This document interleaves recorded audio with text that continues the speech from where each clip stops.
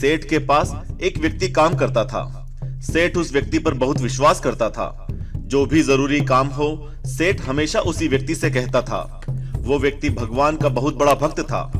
वह हमेशा भगवान के चिंतन, भजन, कीर्तन, स्मरण, सत्संग आदि का लाभ लेता रहता था। एक दिन उसने सेठ से श्री जगन्नाथ धाम यात्रा करने के लिए कुछ दिन की छुट्टी मांगी।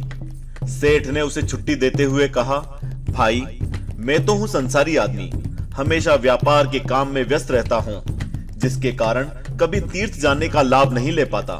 तुम चाह ही रहे हो तो यह लो 100 रुपए, मेरी ओर से श्री जगन्नाथ प्रभु के चरणों में समर्पित कर देना। भक्त सेठ से 100 रुपए लेकर श्री जगन्नाथ धाम यात्रा पर निकल गया।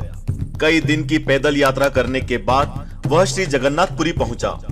मंदिर की ओर प्रस्थान करते समय उसने रास्ते में देखा कि बहुत सारे संत, भक्तजन, वैष्णवजन हरि नाम संकीर्तन बड़ी मस्ती में कर रहे हैं। सभी की आंखों में आंसुओं की धारा बह रही है। जोर जोर से हरि बोल गूंज रहा है। संकीर्तन में बहुत आनंद आ रहा है। भक्त भी वहीं रुककर हरि नाम संकीर्तन का आनंद लेने लगा। फिर उसने देखा कि संकीर्तन करने वाले भक्तजनों के होठ बड़ी देर से संकीर्तन करने के कारण सूखे हुए हैं। वह दिखने में कुछ भूखे भी लग रहे हैं। उसने सोचा, क्यों ना सेठ के 100 रुपए में से इन भक्तों को भोजन करा दूं। उसने उन सभी की उस 100 रुपए में से भोजन की व्यवस्था कर दी। सबको भोजन कराने में उसे कुल 98 रुपए खर्च करने पड़े। उसके पास 2 रुपए बच गए। उसने सोचा, चलो अच्छा हुआ, 2 रुपए जगन्नाथ जी के चरणों में सेठ के नाम से चढ़ा दूंगा। जब सेठ पूछेगा तो मैं कहूंगा पैसे चढ़ा दिए। सेठ यह तो नहीं कहेगा कि 100 रुपए चढ़ाए क्या।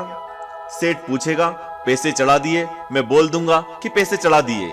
झूठ भी नहीं होगा और काम भी हो जाएगा। भक्त ने श्री जगन्नाथ जी के दर्शनों के लिए मंदिर में प्रवेश किया। श्री जगन्नाथ जी की छवि को निहारते हुए अपने दिल में उनको विराजमान कराया। अंत में उसने सेठ के 2 रुपए श्री जगन्नाथ जी के चरणों में चढ़ा दिए और बोला, यह 2 रुपए सेठ ने भेजे हैं। उसी रात सेठ के सपने में श्री जगन्नाथ जी आए, आशीर्वाद दिया और बोले, सेठ, तुम्हारे 98 रुपए मुझे मिल गए हैं। यह कहकर श्री जगन्नाथ जी अंतर्ध्यान हो गए। सेठ जाग गया, सोचने लगा, मेरा नौकर तो बड़ा ईमानदार है, पर अचानक उसे क्या जरूरत पड़ गई थी। उसने 2 रुपए भगवान को कम चढ़ाए। उसने 2 रुपए का क्या खा लिया, उसे ऐसी क्या जरूरत पड़ी। वह सेठ रात भर ऐसा विचार करता रहा। काफी दिन बीतने के बाद भक्त वापस आया और सेठ के पास पहुंचा। सेठ ने कहा कि मेरे पैसे जगन्नाथ जी को चढ़ा दिए थे। भक्त बोला, हाँ, मैंने पैसे चढ़ा दिए। सेठ ने कहा, पर तुमने 98 रुपए क्यों चढ़ाए, 2 रुपए किस काम में प्रयोग किए। तब भक्त ने सारी बात बताई कि उसने 98 रुपए से संतों को भोजन करा दिया था और ठाकुर जी को सिर्फ 2 रुपए चढ़ाए थे।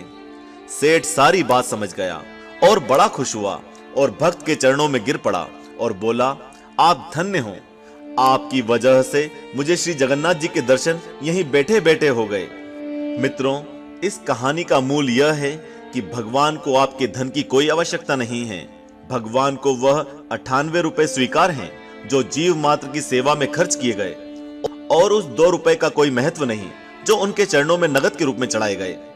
इस कहानी का सार यह है कि भगवान को चढ़ावे की जरूरत होती ही नहीं है। सच्चे मन से किसी जरूरतमंद की जरूरत को पूरा कर देना भी भगवान को भेंट चढ़ाने से भी कहीं ज्यादा होता है। बोलो जगन्नाथ भगवान की जय। आज के लिए इतना ही। हम जल्दी ही हाजिर होंगे इसी तरह की एक अद्भुत सत्य घटना के साथ। तब तक इस वीडियो को ज्यादा से ज्यादा लाइक और दूसरे भक्तों के साथ शेयर करें। इसके अलावा हमारे दूसरे रोचक वीडियो देखने के लिए इस समय आपकी स्क्रीन पर आ रहे वीडियो पर क्लिक करें। जय श्री कृष्णा। ओम नमो भगवते वासुदेवाय नमः।